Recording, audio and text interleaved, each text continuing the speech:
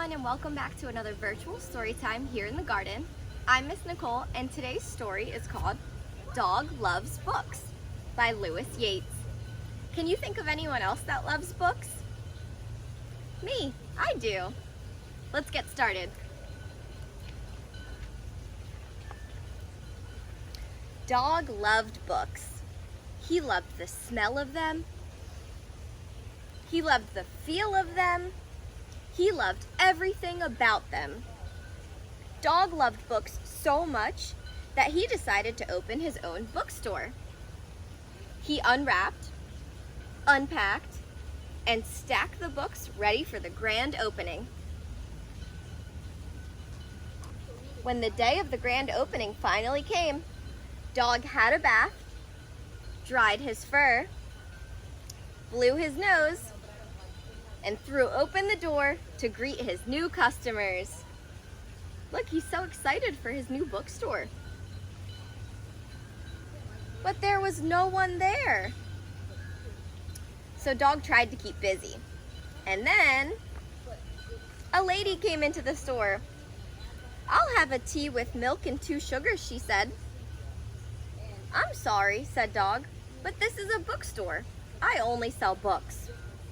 The lady walked out. Dog was alone. He waited and waited. Then a man came into the store to ask for directions. When he left, Dog was downhearted. But not for long. He wouldn't wait a moment more. Dog fetched a book from the shelf and began to read. When he read, he forgot that he was waiting. It looks like he grabbed a book that says dinosaurs. When he read, he forgot that he was alone. See, he's reading about dinosaurs, imagining them. When he read, he forgot that he was in the bookstore. And when one adventure ended, Dog simply took another book down from the shelf, and a new adventure begun. It looks like Dog is reading about kangaroos now. So Dog was somewhere else altogether when it looks like he's in outer space, huh? A customer came into the store to ask for a book. Dog knew exactly which one to recommend.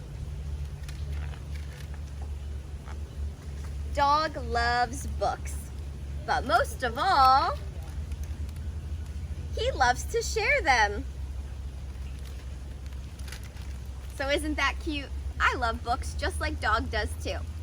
So for today's craft, we're actually going to make a bookmark.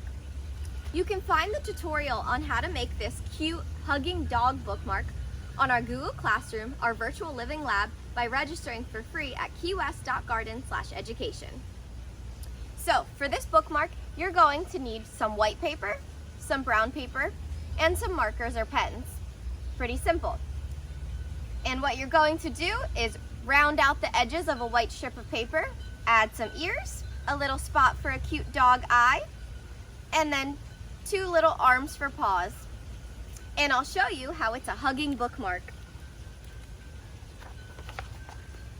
So the arms are only attached partially, so your dog can hug your book. How cute! There you go. For our activity today, there's 2 parts. One is tracing and another is matching. So you're going to trace the letters to create a word, and then you're going to match the word with the picture. So you can find that on our Google Classroom to print out and do at home. But my version, I have some word tracing. So we're going to trace the dotted lines to see what word we create.